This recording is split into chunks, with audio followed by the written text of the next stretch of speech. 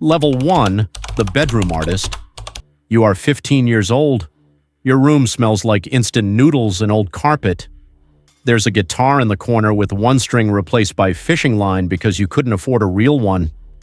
Your uncle gave you a guitar pick before he moved away, chipped on one edge. He said, "You'll trade this for a Grammy someday.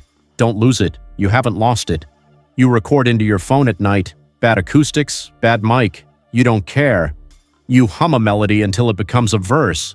You write the verse until it becomes something real. Then you delete it. Then you record it again at 1 a.m., quieter so your parents don't hear. Some nights nothing comes. You sit with the guitar in your lap and stare at the ceiling fan turning and going nowhere. Some nights everything comes at once and you can't write fast enough to keep up with it. You post it online. 11 views. 4 of them are you checking. Your mother says it's lovely. Your father asks about your grades. Neither of them is wrong. Neither of them is right either. You keep going. Nobody told you to. Nobody had to. Level 2, the local act. You are 18. You drop the idea of college before you ever applied. You play open mics at a bar that smells like spilled beer and old wood. 9 people in the crowd. 5 are performers waiting their turn. You forget the bridge of your own song. You finish anyway. Someone claps. That single clap rewires something in your chest permanently. You start playing house shows. 40 kids in a basement. The mix is terrible. The energy is not. A stranger mouths your lyrics back at you. A stranger, someone who has never met you, carrying your words around in their head like furniture. You meet a drummer who plays in 3 other bands and a producer who works retail by day and records you in his garage at night for the cost of gas money. You meet a girl who writes songs that make you feel something you don't have a word for yet. The 2 of you write together for a summer. It ends quietly, the way most things end at this level. You learn that collaborations here die faster than they begin. You start to understand the math. The math never works at this level. You play for free pizza. You play for gas money.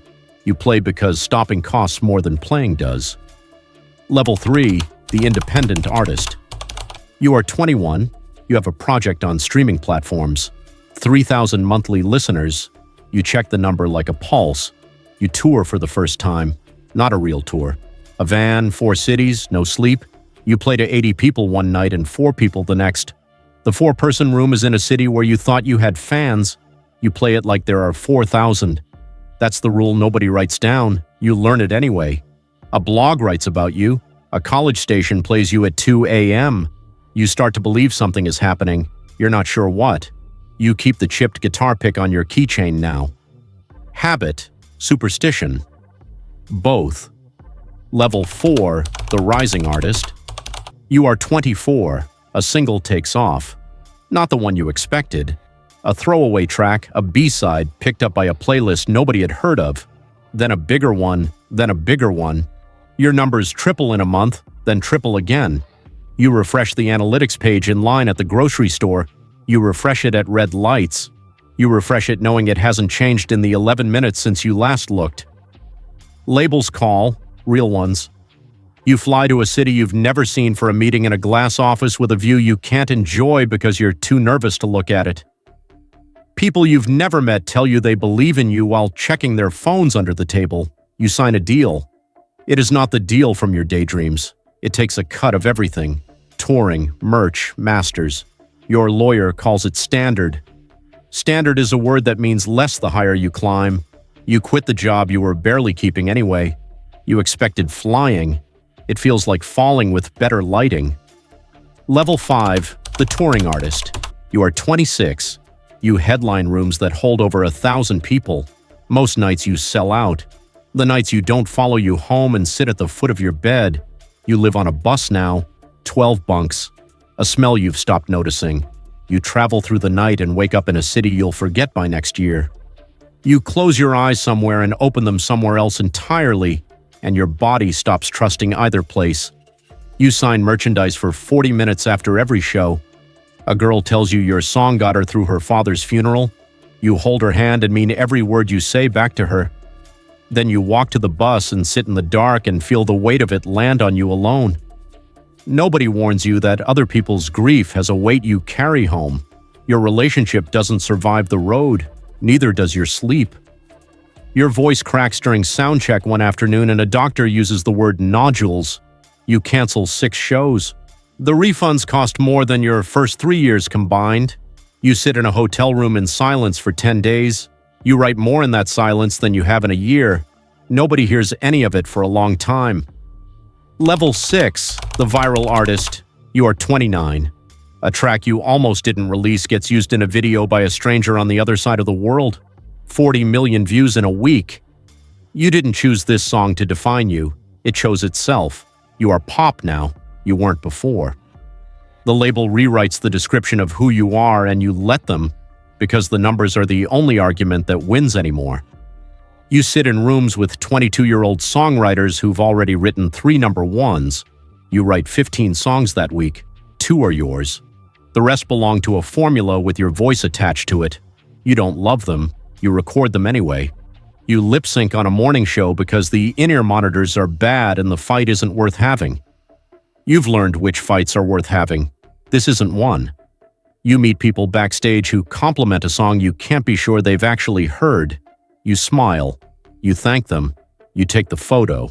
The numbers go up again. You feel lighter and emptier at exactly the same time and you don't know what to do with that, so you don't do anything. Level 7, the headliner. You are 33. Arenas now. 18,000 people who know every word to songs you wrote in a room that smelled like noodles and old carpet. Nobody cared if you lived or died back then. Now 15,000 voices are screaming your name in the dark, and some nights the collision of both versions of you nearly knocks you off your feet on stage. You have a team that calls itself a team and functions like a small country, a trainer, a vocal coach who gives you tea and tells you when to go silent for a day, a publicist who stops sending you the things written about you online for your own good. She's right too. Strangers write long analyses of your face and your choices, and none of it is really about you anymore. You start therapy. Your therapist signs an agreement before the first session, worth every dollar. You're learning that the version of you in people's heads isn't the version sitting in this room. You have to protect one from the other. Most people at this level never figure out how. Level 8, the icon. You are 41, a catalog now. Not songs, a body of work playing somewhere in the world at every hour of every day, whether you're awake for it or not.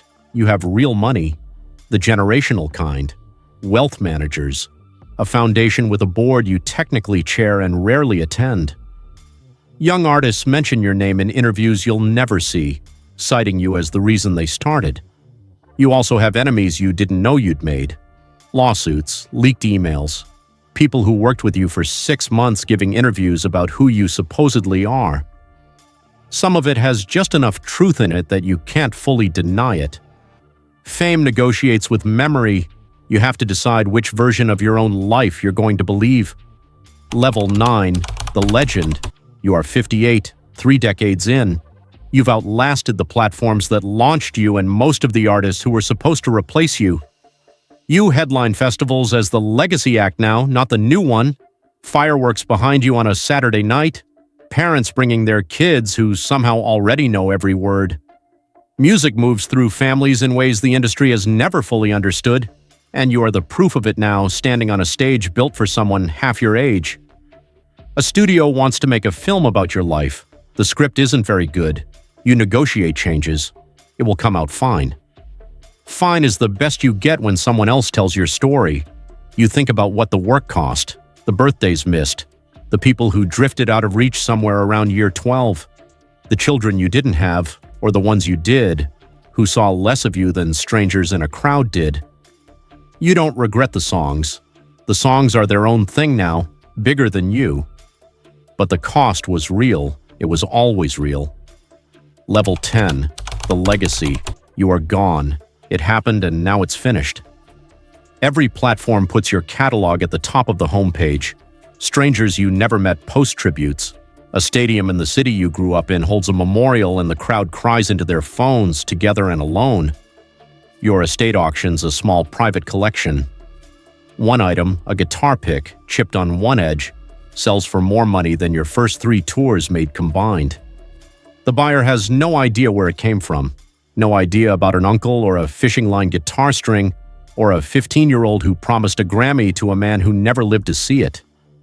The pic just looks old to them. They put it in a glass case under museum lighting and walk away satisfied.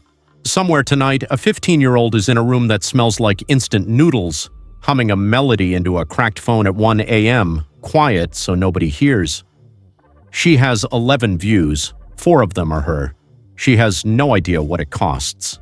She has no idea what it builds. She'll figure it out. They always do. The cycle continues.